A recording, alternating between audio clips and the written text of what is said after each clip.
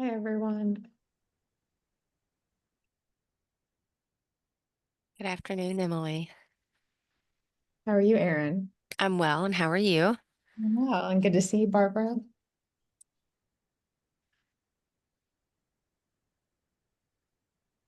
Good afternoon. This is Erin with the Department of Medicaid. It is not quite 1:30, so we'll give it just a few moments before we get started. We are still working on clearing out the waiting room. Emily, I currently show yourself and Brenda logged in. Okay, thank you. And I know that Arthur said that he had maybe a doctor's appointment or some other conflict today, so I don't think he's going to be able to join us.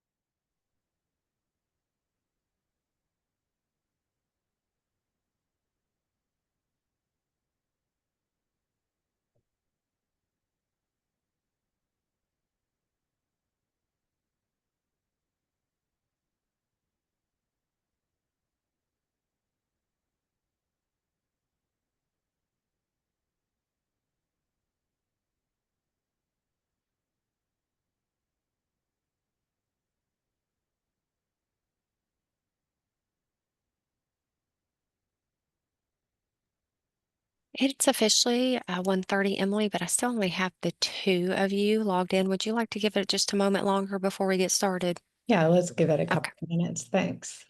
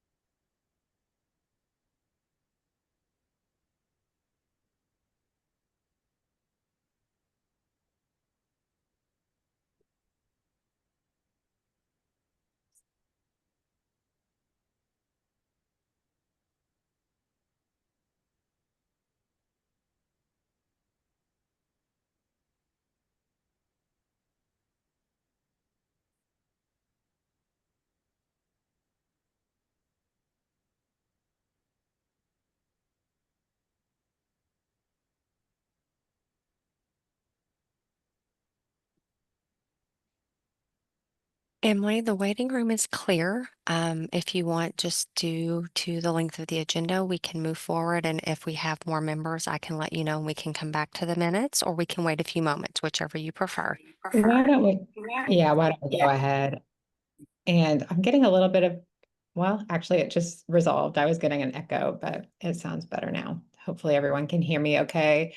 And it's good to see you all. I'm Emily Beauregard. I'm the director of Kentucky Voices for Health, and I'm the chair of the Consumer TAC. And we have Brenda with us today. So, Brenda, why don't you go ahead and introduce yourself? Hi, I'm Brenda Menino. I am retired and I am a representative for the AARP. And I've been on this committee, I don't know, has it been a year, more than a couple of It, years? oh, yeah, it's been at least a couple of years, if not longer. I always feel like time gets away from me, but good to have you with us, Brenda. And I think, if we have other members join us, great, we'll be able to vote. But if not, we'll use this as an informational meeting. And of course, it is, available to the public, so that other folks can get updates. This may also be our last consumer TAC meeting, at least for the foreseeable future. Very excited that the Beneficiary Advisory Council is close to being up and running. No meetings have been scheduled yet, but I've been told that they will be scheduled soon. And assuming that the back, meets ongoing, is kind of a permanent advisory structure. I don't think that there's need for both the back and the consumer TAC to be meeting simultaneously. But if in the future the back ceases meeting for any reason, the consumer TAC will still be in statute and in regulation, so we can resume these meetings. But glad everyone is here with us today. Since we don't have a quorum, we'll go ahead and skip approving the minutes from our last meeting and just go straight into old business and our standing data requests. So who from the cabinet would like to give us some updates on enrollment? Jordan, you're muted. I was double muted, sorry. Yeah, I will take A1 and 2. And I will also put this data in the chat. So as of August, we have 1,592 individuals with presumptive eligibility Medicaid coverage. We have 336 individuals receiving the emergency time limited Medicaid. We have 151,117 individuals that are on fee-for-service coverage. The MCO total is 1,285,845. Of those, expansion group makes up 455,194 for a total enrollment of 1,436,962 individuals covered by Medicaid. And then the second part were questions about how many individuals received letters for renewals due in August. That number was 2,816 that we're going to go through an active renewal. And then the second part of that question, those who received letters in August for September renewals, we had a total of 5,794 individuals going through, or households going through active renewal. Right. Thank you for that information. I know with child renewals, that's relatively new, at least having resumed them recently is what's new. And just wondering how that process is going, if there's any insight you can share into, the households that are or are not responding to notices. It's kind of still in progress, so we haven't necessarily done any kind of analysis on that just yet, but maybe we can probably have some information about how that's going more with the back meetings potentially. But as of right now, it's just, we're really hopeful that the members are staying enrolled. But yeah, we can get some information about the children's renewals and how they're going. Just don't have it ready today. Sorry. Absolutely fine. We actually had a Thrive Kentucky forum with some of the cabinet leadership earlier this morning, and Deputy Commissioner Veronica Judy Cecil was able to provide an update.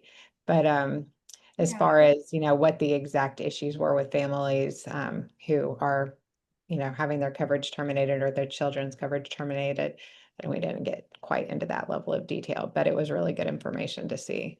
Yeah, So, Leah, just to, and there you are. good morning, everyone, afternoon. It's been a long day already. I'm Veronica Judy Cecil, Senior Deputy Commissioner. For our July renewals, we did have about 950 children that did terminate as a result of the renewals, but we had over 8,300 that got approved. So we were happy with that number. And of that, just to say, of the ones that were terminated, 366 of those had to go through an active renewal. And then 503 were terminated after we sent a request for more information. So just kind of letting you know, majority of the children were able to be passively renewed, so automatically renewed. Without any action on behalf of the families. Yeah, and that's always our favorite way for Yeah. folks to get renewed, both because it is less work for the cabinet and also for the family. But when you're looking at the terminations, are you able to break those out into families that didn't respond versus those who responded and just were no longer eligible? Let us take that back and further calculate the data that way. We looked at passive with RFI and active, and not necessarily whether or not the termination was due to a redetermination or a lack of response. So we'll Right. More of that administrative versus eligibility, Yeah. I guess is Right. what I'm thinking. Yeah. Yeah, that'd be great. Thank you. Sure. I have a question. Could Jordan repeat the number of people to total number on Medicaid right this month?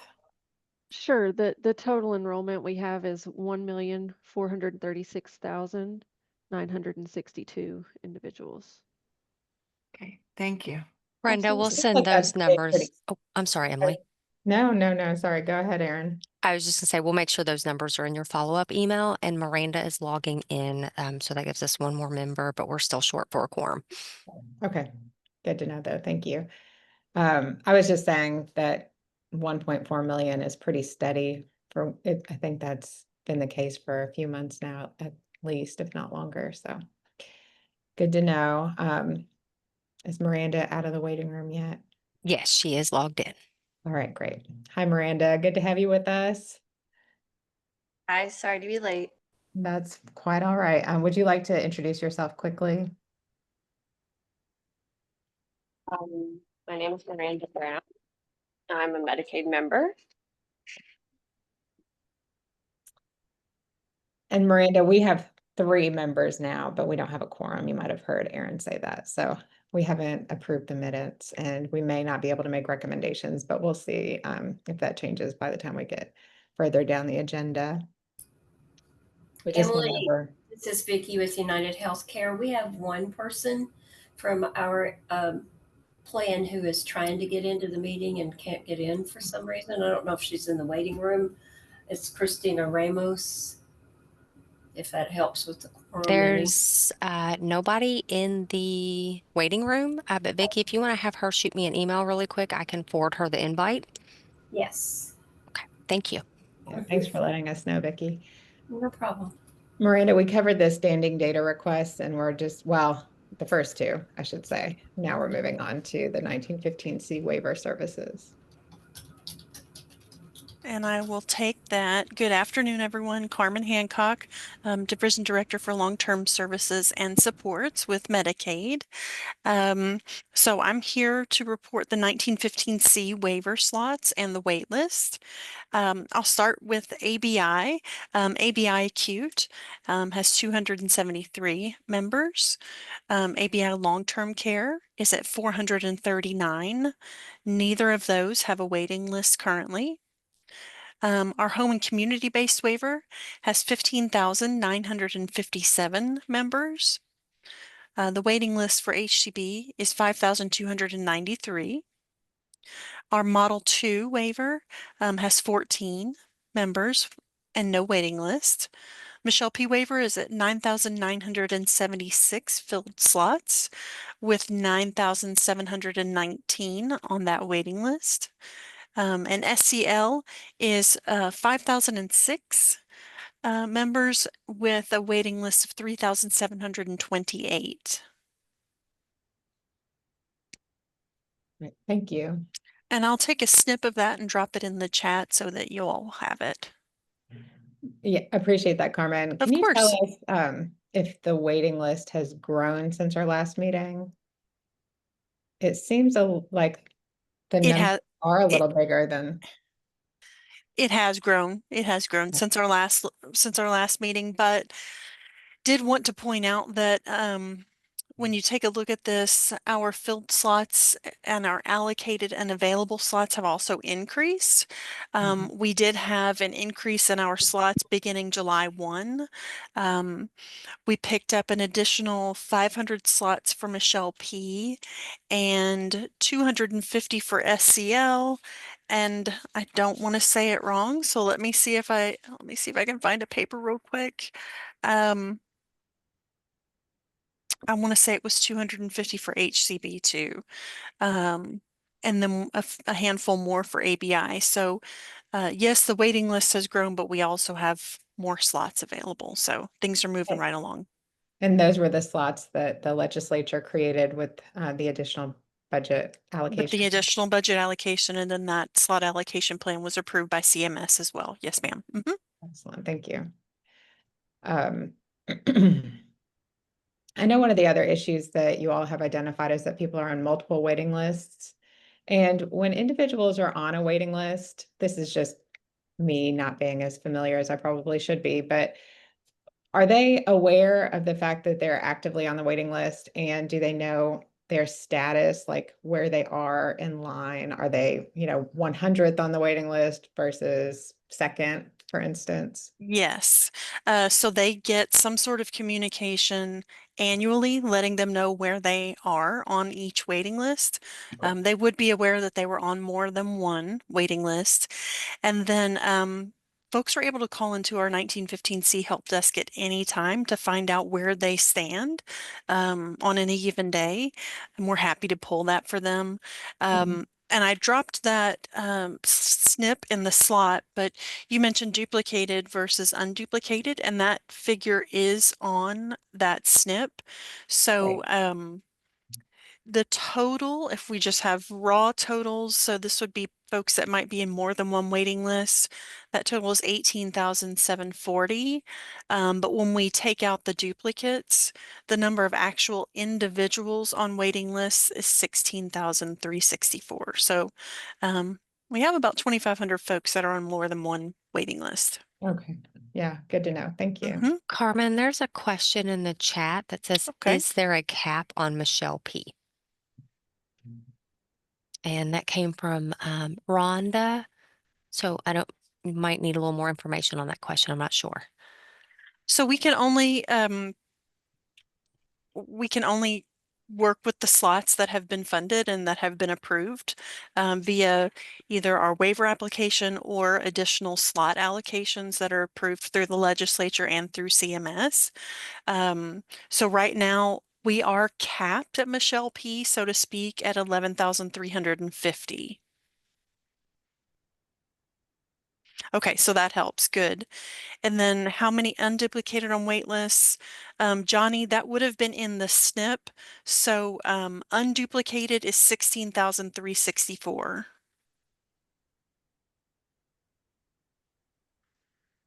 Very good. Okay. Anything else?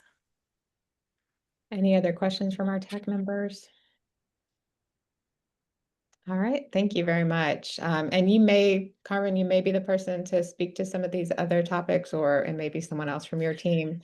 But the next item that we have on the agenda is the HCBS waivers in the final federal rule. This has just kind of been a standing item as things have changed. I think Dr. Hoffman is taking some of these. I don't know if she's on yet. I'm on, and Awesome. I think for the Is it RISE okay? waiver, Derek Vinson is going to present from DBH. Are you on, Derek? I'm here. Okay, go ahead. All right. Starting with the waiver implementation status, the 1915I RISE staff continue to work to certify and enroll providers. We began onboarding processes July 1st and held a provider outreach webinar on July 22nd. And beginning September, we will be hosting office hours at 3 p.m. on Mondays and Wednesdays to further assist interested agencies in certification and enrollment to render services to individuals.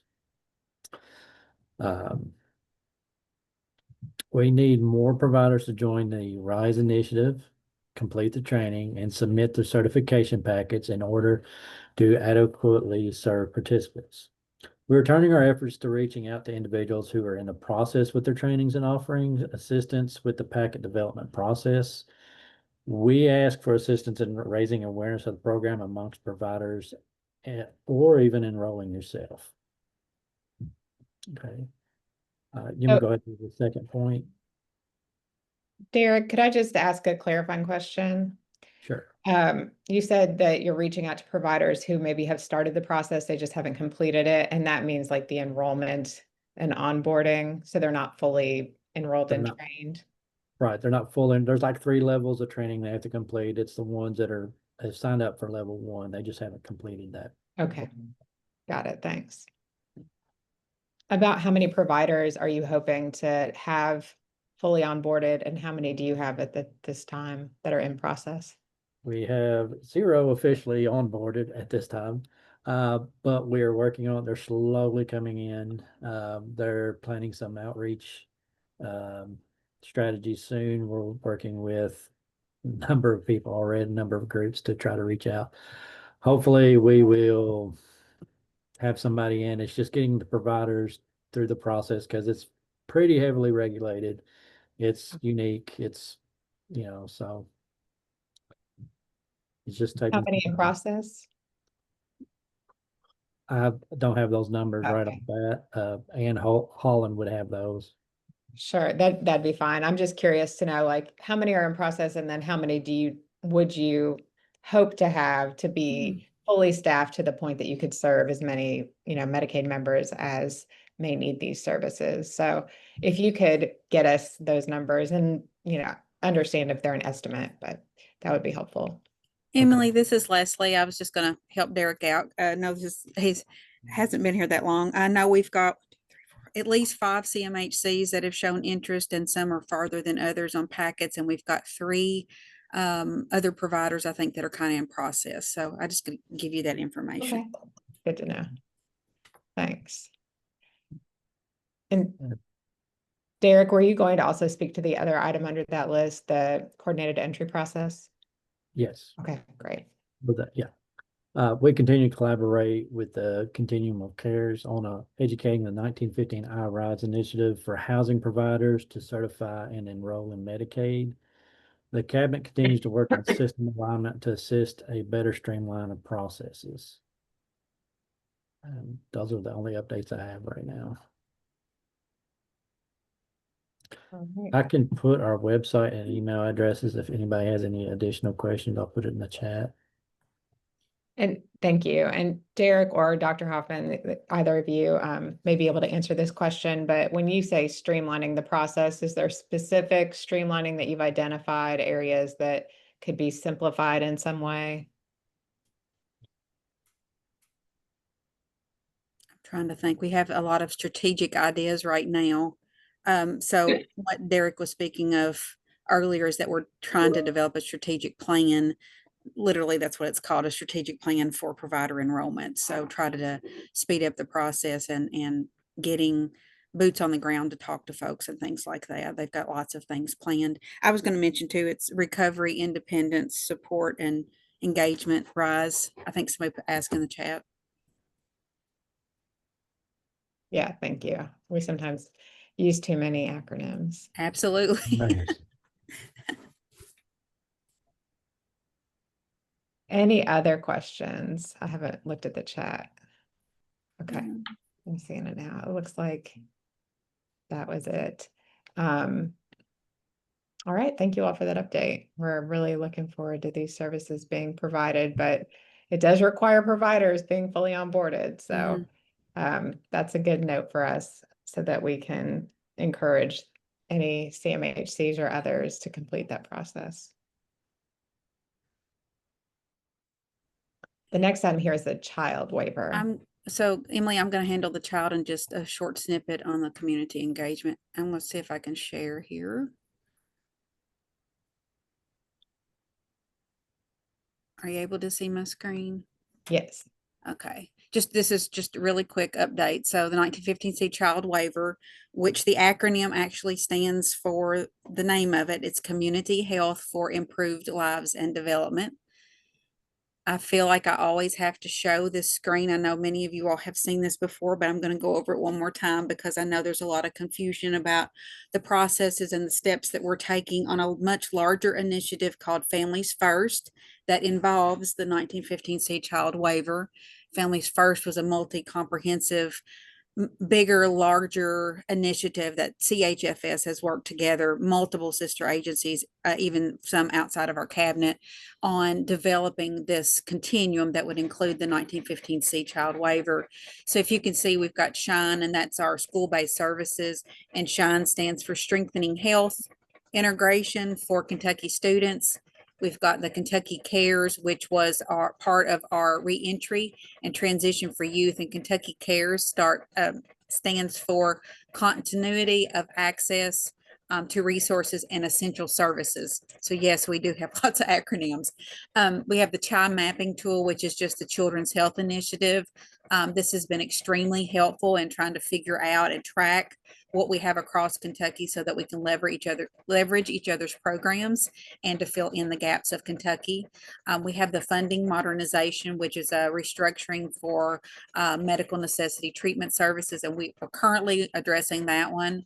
We have the high service or high needs acute service delivery, which is the 1915C child waiver, and it's designed to meet the child-centric care and support services, housing, custody, placement, and other health-related social needs.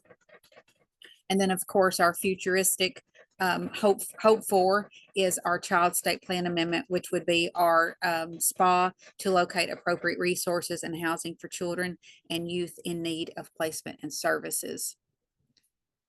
You all have seen this before. Our anticipated date is around January the 26, and we want to help those children who have significant behavioral health or developmental challenges to get services so that they can stay in home and get what they need and stay in their schools and in their own communities instead of being moved to a different location. We want to focus on those children that are stepping out of really acute types of psychiatric care settings and out-of-home placements. Child waiver includes a clinical therapeutic service designed to foster a step-down approach coming from the highest level to the lower, least restrictive back into their own home and in their own community. I'm sorry if you all can hear that sound. There's a stapler gun or something going off. Who does the 1915C child waiver help? And that is children that are under age 21 with significant behavioral health or developmental needs. Children and youth who need a level of care that's very similar to a psychiatric inpatient facility or an ICF-IID, and those are our intermediate care facilities for individuals with intellectual disabilities or a hospital type of setting. We also have to ensure you're aware of this, since it's a 1915C home and community-based waiver, that we have to be safely able to support them in their own home and in their own community. It is an alternative to institutional level of care. And just the status and next steps. I know I've given updates before. We completed our public comment period. We completed the responses to the comments that we received, and we have compiled those internally. Some of the revisions have been made to the application based on the responses, some revisions. Executive leadership currently is reviewing that information. We have a tentative date for CMS submission on or before this week, August the 22nd. Responses and comments will later be posted to our website once completed and approved. We have already drafted regulation trying to get ahead of the game, and that we will have 2 regs for this one. I know some of the other HCBS regs have up to 6. We will have 2 for this one. We will have a program policy and a reimbursement provision and requirement, kind of like we used to do in the olden days. CHFS continues to develop, of course, our systems to make sure that we're up and ready to go, and procedures for operation and implementation. So there's lots of procedural kind of things that we have to develop here. And we are currently looking at the Department of Behavioral Health to administer this waiver as well. And then just for an update, I think that's it, just for an update on the community engagement. Of course, we sent our community engagement based on House Bill 695 to CMS on 625. The federal public comment was over the second week of August, and I think that's kind of where I left you before.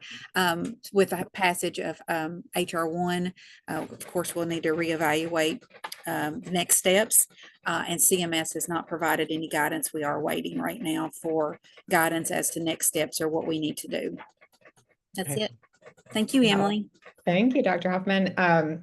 I think the presentation on the child waiver, that's really helpful information, and it just paints a much clearer picture in terms of how everything kind of relates and what the target population is for the services. Yes.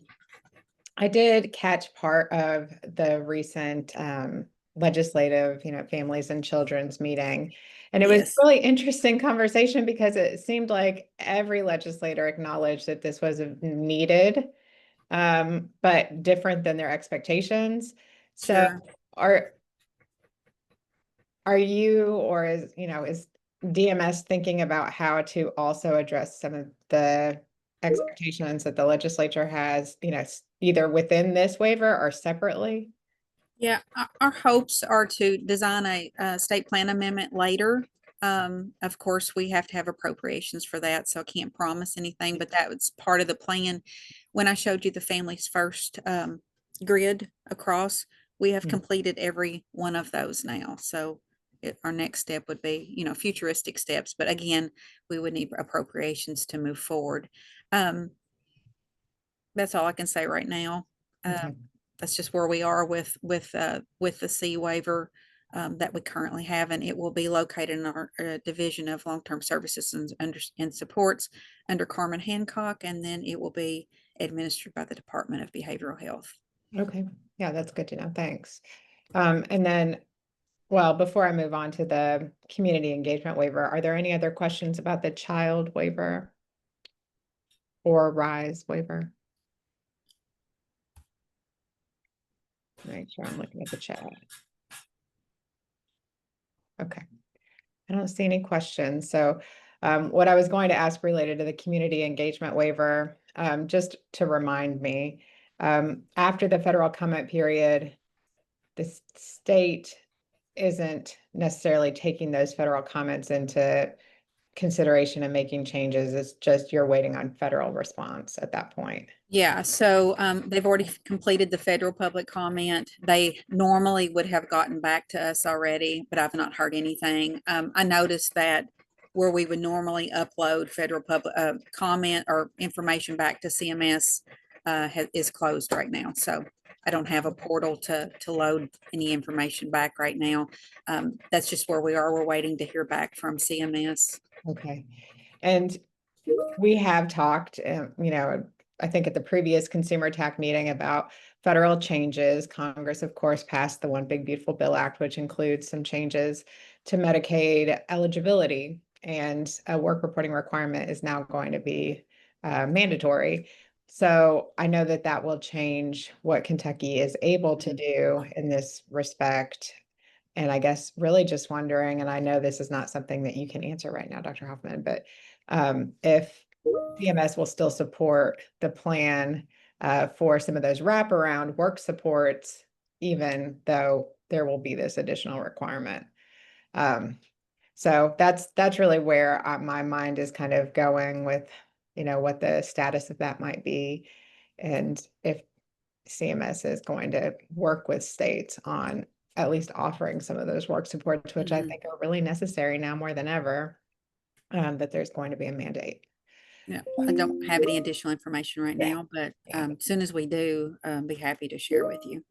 Okay, that's helpful. And then of course, the way that I think exemptions are developed and how that process will work is the other area that I really think we need to put a lot of effort into, to make sure that exemptions are, available to folks, and that people know what they need to document or provide in order to get approved for an exemption. Sure. And I I know think that was a big HR part. HR1 was a little bit different than what we submitted as well. So. Exactly, yeah. All right. Any questions about that before we move on? Okay. The next item we have here, we are moving right along, is the Kentucky Shine Grant for expanded school Medicaid. And I know that Erica provided us an update. On our last call, it sounded like there were just some things that were still kind of in process. So any other updates that you can share? I Okay, sorry. think, yeah, sorry. I think Capri is on. She has some data that she's going to share, and then I have some information about JCPS. Great. Yeah, Emily, it's Capri. Do I have the ability to share? Just want to make sure. Give me just a I second. need a request. Okay. I was not aware beforehand, so give me just a moment. And Now, also, if you could please send hot your off the presses data. Okay. So. Awesome. And just friendly reminder to email that to me so I can share it with the TAC, please. Absolutely. Thank you. You should be able to screen share now. Thank you. All right.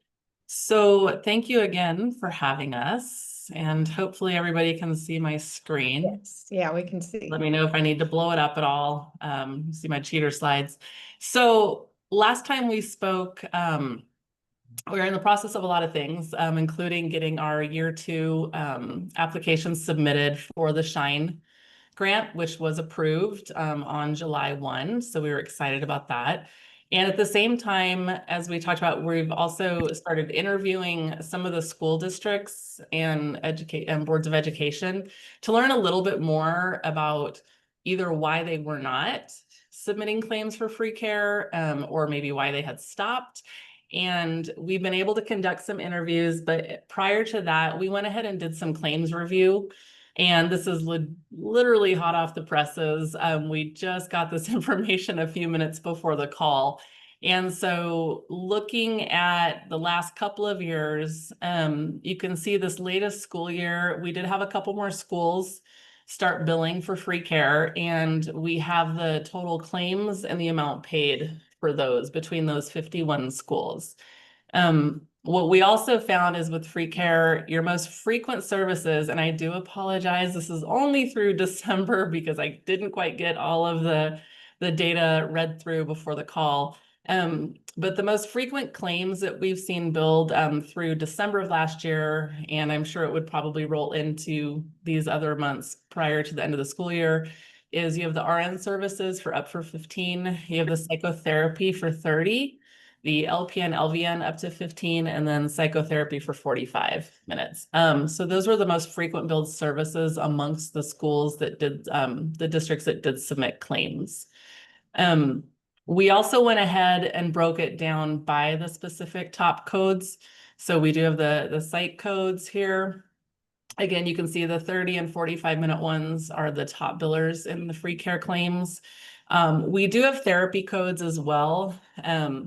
And then also those nursing codes, again, were the top billers. And again, you can see just the RN services up to 15 as one of the highest rate billed codes under free care. So what we did with this information is we, of course, wanted to dig deeper and start talking to the schools. And so that's exactly what we've been doing. And this is just a little bit about how we're running and turning some of these goals into reality. So through this expanded access review, we did start talking to schools during the summer, and we're continuing this right now because we've really been learning a lot from these districts. And I think Erica would agree, it's been a great opportunity to also provide some one-on-one technical assistance with the schools on just understanding like why aren't you billing free care, or what stopped you? You know, you did the year prior, not this year. And so to date, we've talked to the schools you see. We do have 3 scheduled as well for the next 2 weeks, and we're still hoping to get more. We did present some of this information, I think it was just a week ago now, to the SBS work group that a lot of schools and some of the KDE folks attend. And again, kind of put out that request that we would love to talk to more schools. So we have been able to schedule a few more since then.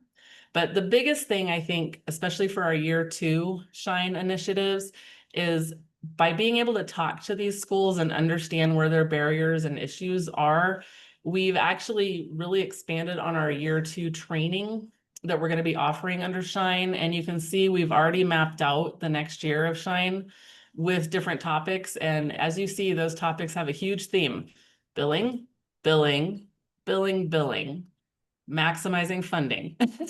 So we again took what we heard from those schools to really drive what we wanted to do here with the second year of the grant. So those are just the updates.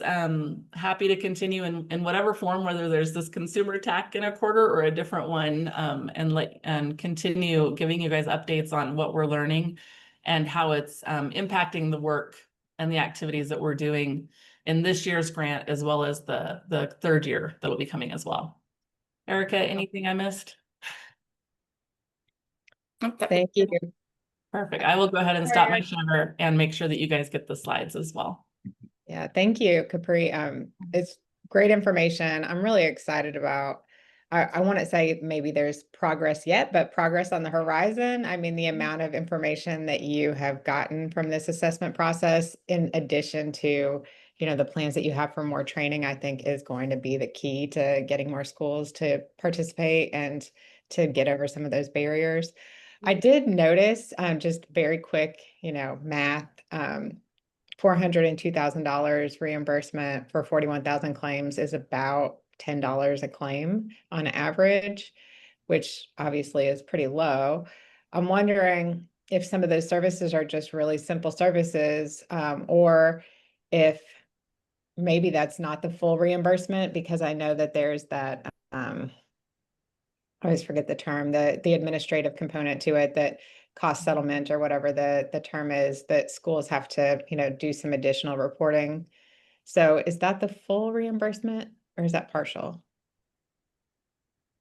I'll be honest, I am not the super biller SME, Yeah. but I could definitely find out, and we can pull, the information I got, was, we had to redact a lot, but I can have, we can dig into it a little bit more and just look. I would say, just given that 15-minute RN is one of the highest billed claims, the reimbursement rate isn't super surprising for that. Because again, that's one of the highest billed claims for all the schools. And I would think that one is probably a lower reimbursed, but I don't know the fee schedule, so. Got it. Yeah, that would be one area where, more information. And of course, Yeah. for schools, as they're looking at whether they can, feasibly make this work, to hire staff and to be able to, cover cost, I think that's where their attention goes, is the reimbursement rates and how much they're going to be able to bring in to cover those costs. So Yeah, and we've been hearing, just to add, some fun, interesting lessons learned from some of the other and the highest billers, the highest billing schools, of how they do it, what they do, and different just best practices they've instituted with their own school district and Board of Education to make sure that the funding kind of comes back into the programs and how to do that.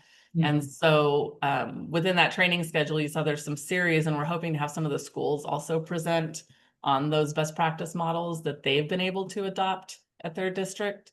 Obviously, not every district's gonna be able to adopt those, but at least just to share that, so that other schools kind of see what's possible too, to help maximize that funding. yeah, that sounds good. I think the next item here is the schools, or the LEAs, the local education. Oh, I actually used an acronym I'm not going to be able to fully say. Maybe you can fill me in here. But the participating schools or local education, what is it? Local education agency. Agency. Yeah, I wasn't going to get that. Thank you.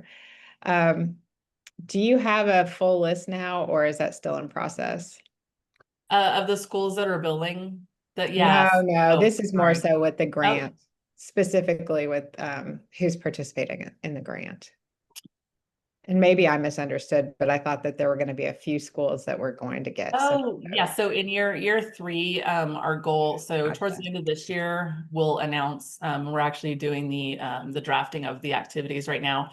So based on the findings, we're kind of structuring the grant use, the dollars, because again, like we said, we've really heard like where they need the biggest help, right? Is it staffing, just understanding billing and stuff like that. And so we're rewriting some of the activities for that grant funding, and then that will be released towards the end of year. With the kickoff, we wanted to have it align with the final year of the Shine grant. So the actual grant that the schools can apply for from the funding that's coming from Shine will kick off July 1, 2026. But all the prep work right now is being worked on for that. Got it. Okay, that's good to know. Yeah. Thanks.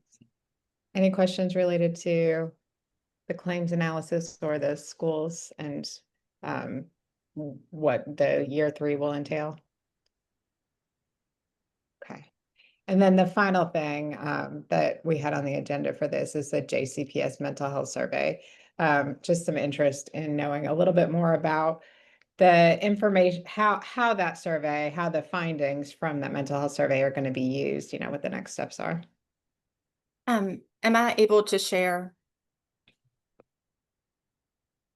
Barbara or Aaron? Erica, I think I saw that you became a co-host, but yeah, Aaron No, would okay. verify that.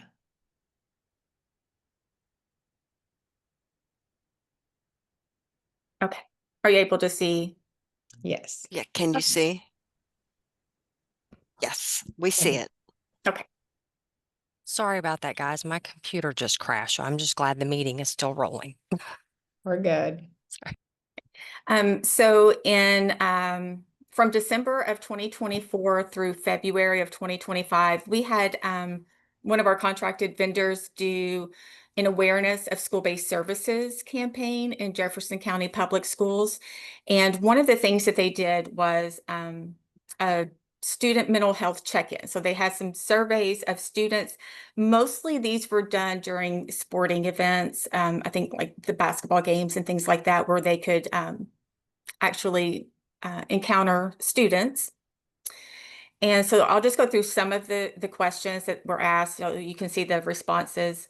The first question, you can see there, it looks like 76%, I think is what I totaled, were 5 or above. So most students are experiencing at least moderate stress. Next question there.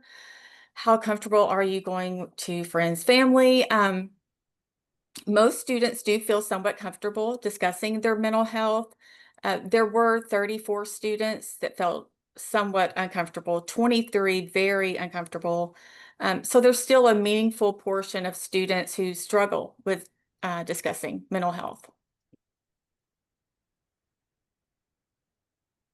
And here we have, looks like the majority of students sometimes feel overwhelmed.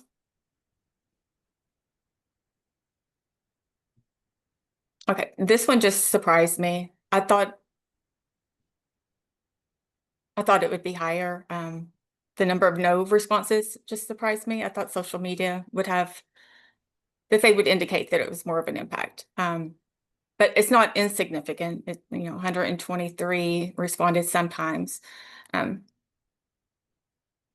then, so a majority of students indicated that this issue is prevalent, and for some, it's a chronic struggle.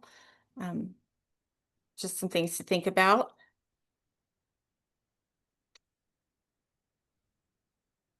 Have you ever avoided social situations because of anxiety, stress, or feeling overwhelmed? Majority of respondents did say yes, indicating they've avoided school or social events due to anxiety or stress or feeling overwhelmed.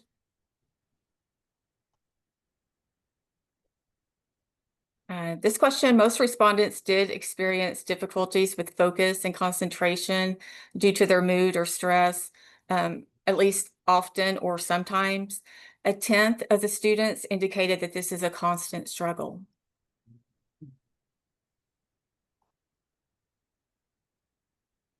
Okay, and this one is, I think, really important as we're trying to expand school-based services. Do you feel that your school has enough resources and support? A significant number indicated that they're not sure, which means there's a lack of awareness or visibility of the school-based services. And that's something that we're going to continue to work on. And I know I went through these super quickly, but I will share this information with you. And these are the high schools that were represented in those responses. Yeah, thank you, Erica. That was really helpful to see. As far as next steps, it sounds like you're going to use this obviously for some planning, for awareness, maybe materials that can be used in schools. Is there anything else that you're planning? So we do have resources available already, but we haven't promoted those out to all of the school districts, and that's the next step. Okay. And for the schools whose, students participated, are they using the data in any way? So we've asked for them to share with us if they've had an increase in their in students seeking support or mental health visits. We haven't gotten that information yet, but that's what we want to look to see if that promotional campaign was effective.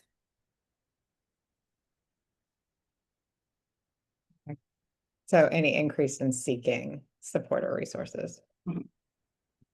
Great. All right. Thank you. Any questions related to that?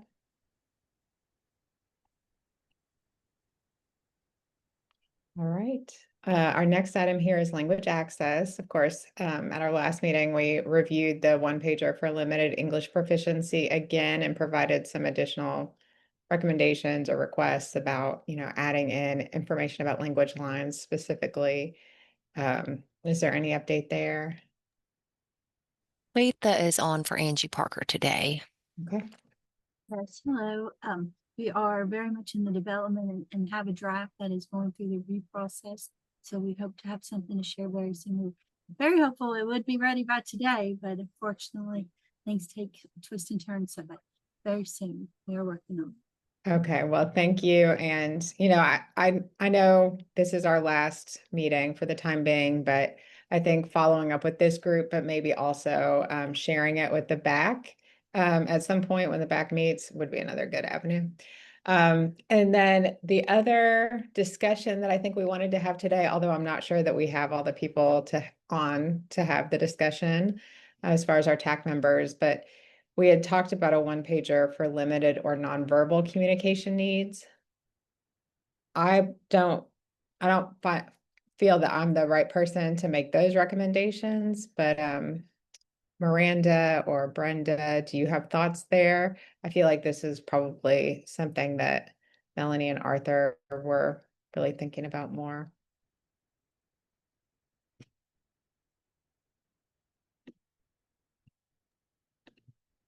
Emily, we are happy to take this back and propose it as an agenda item for the Beneficiary Advisory Council. I agree with you that I think that is a really great place to have these conversations. So for both of these two items, we'll certainly take them back. Great. That sounds good. Thanks.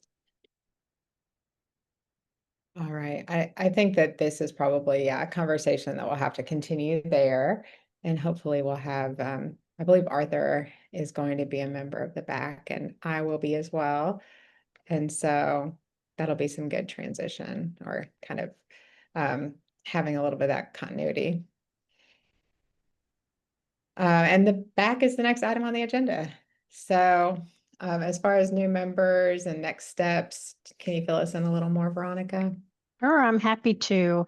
We are very excited that we have appointed all the members of the 15-member Beneficiary Advisory Council, we call the BAC. That is posted to our website, and I'll put the link in the chat so you can see who those members are.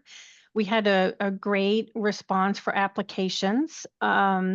And what we did try to do is make sure, of course, there are individuals who are current Medicaid members, former Medicaid members, or a family, a parent, guardian, or a caregiver, whether they were paid or unpaid for a Medicaid member. So we really tried to make sure that we were diverse in the population that were represented. We have both folks representing the fee-for-service population and the 1915C waivers, home and community-based waivers. And we have folks that are representing managed care. We tried to, again, select individuals across the state, so we weren't heavily focused in any particular area. And so based on the applications, we did our best to make sure that they were kind of all, representing the various geographical areas of Kentucky. Our next steps right now, we're finalizing orientation. We want all the new members to go through an orientation. And then we're going to work with them on what a meeting date works best for the new members. So we're working on that. We're hoping for something towards the end of September. But once we do that orientation and we get that first meeting set, we will schedule those. I always like to point out for the Beneficiary Advisory Council that their meetings can be private. The federal rule in the current federal regulation allows the BAC to decide whether their meetings are open or private. So we will have that conversation with those members to find out what they prefer. And then the other thing is that the BAC has to meet before the new Medicaid Advisory Committee, which also has new appointees. And we have a website for that, and I'll post it in case those are interested in seeing who was appointed to the new MAC. We do have seven members of the Beneficiary Advisory Council that will sit on the new MAC. So that's very different. Before we had 3 Medicaid representatives, Medicaid recipient representatives. So now we have 7. So happy to include that additional member voice for the Medicaid Advisory Committee. I think we noted one thing here today to take back for potential agenda items. What we really want to do with the BAC, and of course, we'll listen to the members on what they need and what they're interested in. But we really want to have conversations with them about the member voice, making sure that we're doing things. There's a lot of federal and state changes happening, and we really want to have that feedback, be able to talk to them about what we're considering, and how do we make sure that members are really at the front of everything that we do, and we're considering what their needs are and their ability to interact with the department. So that's kind of where we are now. Again, just trying to hopefully shoot for end of September, but we'll definitely post that meeting date and time. Whether or not it's open to the public will be up for discussion, and we'll keep folks updated with that. Yeah, thank you. Thanks for that update. As far as public meetings, am I right to assume that whether the BAC members decide the meeting will be private or available to the public or to, public participation, these meetings won't be subject to the public meeting rules or That's open meeting correct. rules? Okay. That's right. The Either federal rule trumps that. Yeah. Okay, excellent. Takes precedence. Because I think that's where we've found some limitations, and I do understand and appreciate the need for those, open meeting rules. But in the case of, members wanting to have a conversation, that isn't recorded or subject to open records, I think that's important. One other question that I had, as far as the 7 members of the BAC sitting on the MAC, I think that is a higher percentage that is required. It's ultimately 25% of the members of the BAC would need to be beneficiaries. Right. So that right? yes. And that what Kentucky decided to do was to go ahead and go directly to the required 25%. Okay. So that's why Okay. we're seeing 7 rather than walk it up, because it does 10% in the first year, 20% in the second year, and 25% in the third year. We just went ahead and said it's important to have that voice on the MAC, and went ahead and just did the required ultimate 25%. That's great. Any questions about the BAC? And Veronica, I agree with you that some of the federal changes will be a good topic for the BAC to take up. I think that the timing of these changes, I have lots of concerns about what's changing with eligibility and funding, but having beneficiaries working more closely with DMS can only be beneficial in terms of, reviewing new documents or new reporting requirements, what the screens might look like, how that information is uploaded, how people understand what's being required of them. And then, even monitoring and identifying where there may be some issues that need to get worked out. Yeah, agreed. And then the federal Medicaid changes is our next and last item here. So the last time we talked, had the bill just passed, or was it close to passing? I don't even remember. Yeah, I don't either. July It was 3rd. July 4th, so it July probably, 4th. hadn't passed yet. Okay. I know that DMS is still waiting on guidance, but is there anything that you can tell us about what DMS is doing to prepare for these changes? Absolutely. Thank you, Emily. This is a this is a great topic that we appreciate being able to to talk about. There is a lot of guidance that we're waiting for, and that can be very frustrating for folks, and we understand that. But we don't want to speculate for a lot of the details of such things as the community engagement requirement. We have a little bit of language in the legislation, but really there's going to be additional CMS guidance that's going to come out. We're being told not until next year, which is a little concerning to us because it goes into effect December 31st, 2026. But such things like what flexibility the state's going to have in trying to determine who is exempted from the requirements based on their, medical condition. There's just a lot of questions. We are behind the scenes. The National Association of Medicaid Directors is talking to CMS, making sure and sort of gathering questions from the states and sharing that so that where we have questions, they could be addressed once guidance comes out. I think what we discussed earlier in the agenda on the 1115 community engagement waiver that we filed, we do anticipate that CMS will likely probably deny it or allow the state to make changes to it that would reflect and align to what the federal, what HR 1 is requiring. But we don't know yet. So we're going to have to wait till we hear from them. And as soon as we do, we will make sure that folks know what that communication is. We'll keep people updated on it. Our community, as we mentioned, our waiver does not meet the federal requirements. There's quite a few differences. And so we're going to have to monitor that. If for some reason the waiver does not go through, then we will go ahead and start working on just implementation of the federal requirements by that December 31st, 2026 deadline.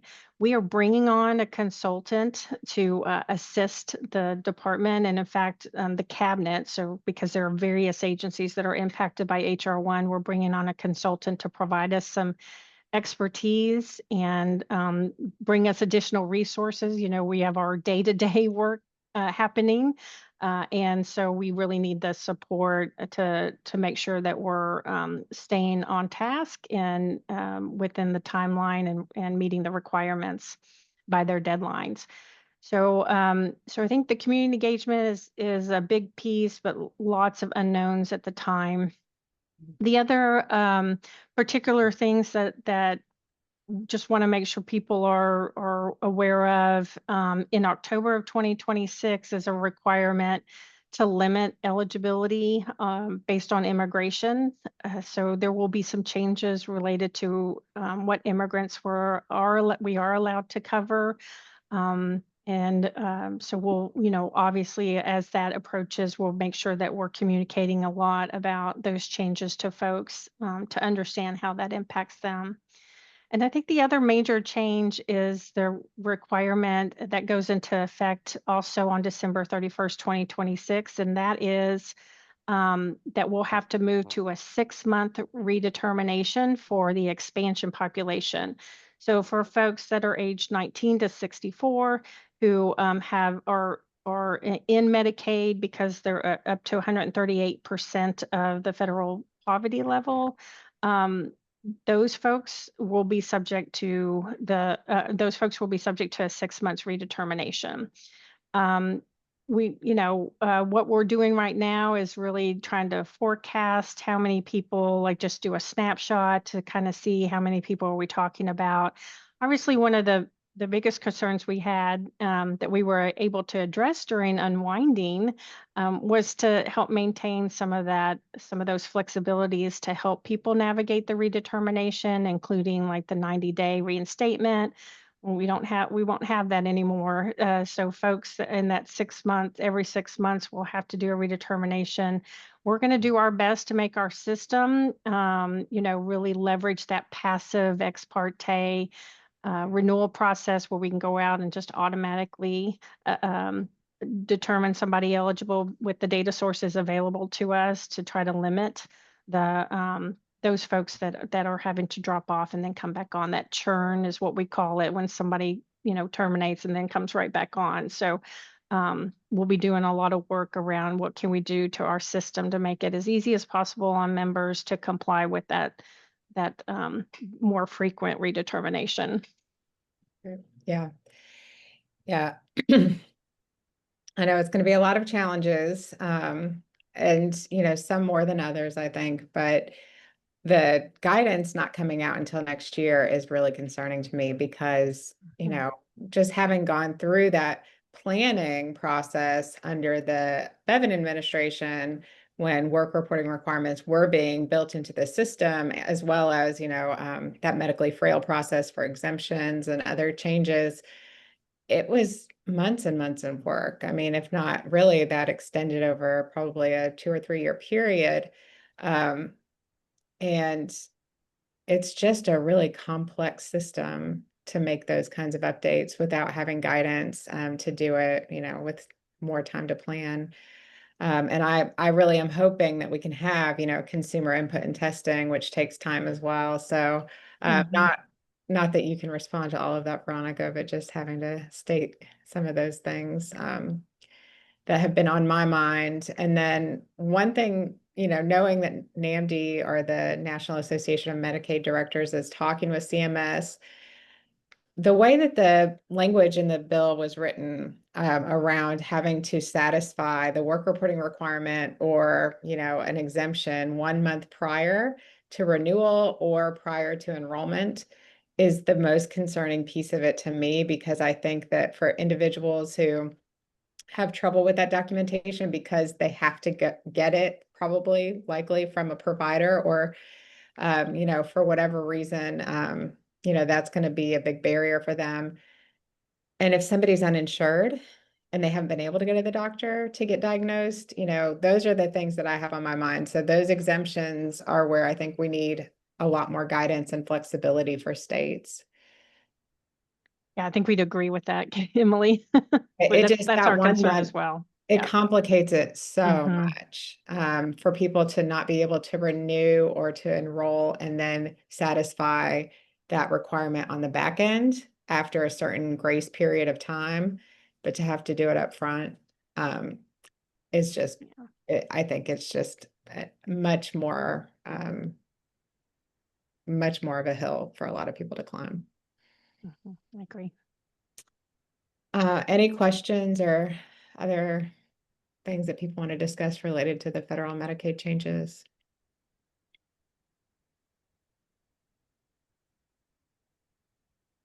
So if NAMD can get any guidance or, you know, have any influence on the administration related to that exemption process, I think that's an area that we certainly think is going to be really important. The next item we have here on the agenda is new business, and there were no new items, you know, recommended or requested for the agenda from TAC members. So unless anyone has thought of something since the meeting started, and I'll just wait if Brenda or Miranda have anything you want to add. I don't think we're going to necessarily need to cover that. No, okay, thanks, Brenda. And then we also have general discussion, but no items listed here. So without having a quorum, I don't think we'll be able to make any recommendations. But really glad to know that the BAC will be starting hopefully by the end of September, and that some of this work can probably resume there. Brenda or Miranda, do you have anything else that you want to bring up before we just wrap up this meeting? I just wanted to be clear that this meeting is no longer, this committee is no longer going to be in existence, I guess. It won't be active. Yeah. It will still be, the consumer TAC is in statute and it's in regulation. And there are some other TACs that don't necessarily meet actively. So I think that will be our status, that we will be inactive, but we will still exist as a TAC in statute and regulation. which gives us the opportunity to revive the consumer TAC meetings if the BAC stops meeting for any reason. That could happen if, the federal administration says we no longer want states to operate these BACs. My guess is that states will still have the, probably the discretion to have a BAC, but it wouldn't necessarily be a requirement. Right now, it's a federal requirement. Or if the legislature made that change, but I don't foresee that happening. I'm just giving you some examples. But for now, yeah, we will be inactive. And then as far as MAC meeting representation, I'll plan to give, our final report to the MAC at the MAC's next meeting. I think that will still be on October 21st unless something changes because of, the scheduling of BAC meetings. The MAC meeting schedule is going to change. It'll be based on the new members, once we schedule something with the new members. Okay, and actually that next meeting was actually for us, For you all. PAC. Yeah, Now that I'm okay. looking at it more closely, yeah. Okay. But thank you, Veronica. It's good to know that MAC is also going to be rescheduled. So we can ignore the final 2 meetings on the agenda here. We won't be having them. And with that, Emily, I can go ahead if you want and send out a cancellation to free that time up on your all's calendar for those dates. yeah, I think that Okay. makes sense. Thank you. And with that, I think we can adjourn. And Brenda and Miranda, I've really enjoyed working with you. I hope we'll continue to get to work together in other capacities. Please don't be strangers. Okay. Thank you, Emily. Nice working Thank you, with and thank you. you to everyone at DMS. And DMS appreciates your all's time. We know you volunteer to participate in this, and we do appreciate it so much. Over the years, you all have provided us just, amazing input that has allowed us to do better as it relates to our members. And so thank you for your work. And we do hope to continue to see you all on future meetings and welcome your attendance. Same here. Thank you. Thanks, everyone. Have a good day. Thank Bye-bye. you. Have a great day, everyone.